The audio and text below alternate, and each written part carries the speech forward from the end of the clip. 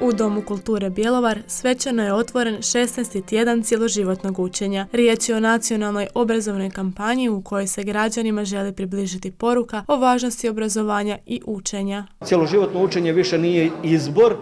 Izbor je samo što ću ja učiti jer ne možemo sve. Znači, količina informacija koje se nama slijevaju su toliko velike da ih ne možemo sve upotrijebiti. Na nama je zapravo da izaberemo što ćemo to učiti, kako ćemo učiti i za koje naše potrebe. Je li to za profesionalni razvoj, za osobni razvoj ili zato što nas učenje čini sretnima. Proširiti svoje znanje i raditi na sebi i svom razvoju uz mnogobrojne životne prepreke pravi je izazov svakog pojedinca, ali rad na sebi omogućava sreću i stvara bolju budućnost. Stoga se u sklopu kampanje dodjeljuje nagrada Maslačak znanja za postignuće u učenju odraslih osoba. Ovogodišnje dobitnice su Darija Buljan, Matea Donar i Marinela Boras. Obrazovanje je jedna važna vrijednost, ljudska vrijednost a danas mi se čini da su to nekako sve te vrijednosti izgubljene.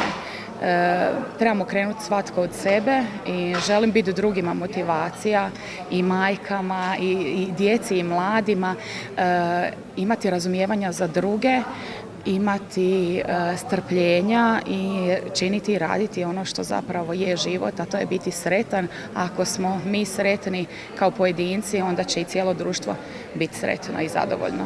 U okviru kampanje dodjeljuju se i priznanja za doprinos razvoju obrazovanja odraslim osobama koje su svojim stručnim i znanstvenim angažmanom pridonijele unapređenju sustava obrazovanja odraslih u Republici Hrvatskoj. Ovogodišnji dobitnici su Goran Lapat, Ksenija Krušelj i Dražen Maksimović. Mi učimo svaki dan. Uopće ne znamo da učimo. Znanje se mijenja iz minute u minutu. Da bi uopće ostali na ovom svijetu, moramo učiti. Ja volim reći kad vam neko kaže vaš vlak je otišao. Ma sjetite se da postoje avioni i brodovi. Ukrcite se na avione i na brodove i tražite znanje. Znanje je tu, samo ga trebate uzeti. Upravo tako, potrebno je odvažiti se. Kako bi se Bjelovarčanima približila ideja u cjeloživotnom učenju u Središnjem gradskom parku, održan je i 14. sajam cjeloživotnog učenja. Znanja zastarijevaju, jel tako? Pogotovo danas u jednom nekom brzom tempu života gdje se može treba i prekvalificirati i vidjeti gdje bi se moglo raditi. Samo na taj način, a to je uz obrazovanje, svakako da to onda možete. Stoga nikada nije kasno odvažiti se i učiti, jer neprekidnim usavršavanjem povećava se konkurentnost i zapošljivost, ali i olakšavaju svakodnevne životne potrebe.